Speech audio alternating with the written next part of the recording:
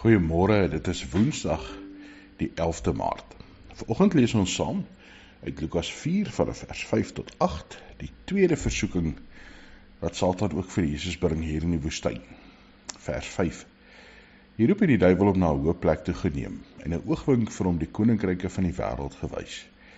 En die duiwel sê vir hom: Ek sal u hierdie mag gee en hulle pragt, want dit is aan my gegee en ek gee dit aan wie ek wil. As jy my aanbid, sal dit alles u sin wees. Maar Jesus antwoord hom: Daar staan geskryf, die Here jou God moet jy aanbid en hom alleen dien.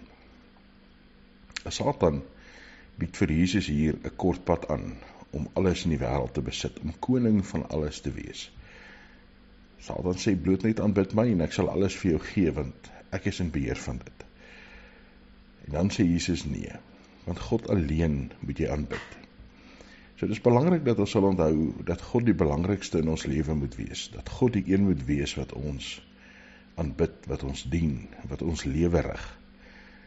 Maar ook moet ons onthou dat mens nie verkeerde goed kan doen met goeie rede nie, of vir goeie uitkoms uiteindelik nie.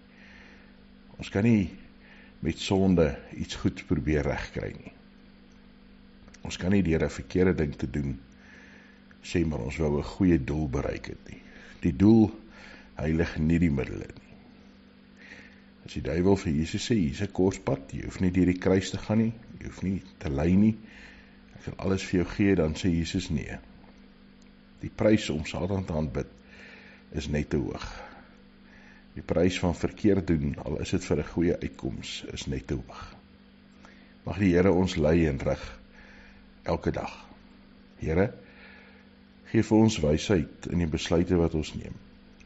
Partykeer lyk oplossings so eenvoudig en aanloklik en maklik, en is dit vir 'n goeie doel, maar Here, help ons om te onderskei tussen reg en verkeerd, tussen u wil en dit wat ons partykeer maar net ons eie planne maak. Mag ons gehoorsaam wees aan u. Here, die wêreld wil so baie keer vir ons goed maklik aanbied en aanloklik laat lyk. Geef ons regtig deur die Gees die vermoë om te onderskei en te weet wat is nodig, wat kom van u af.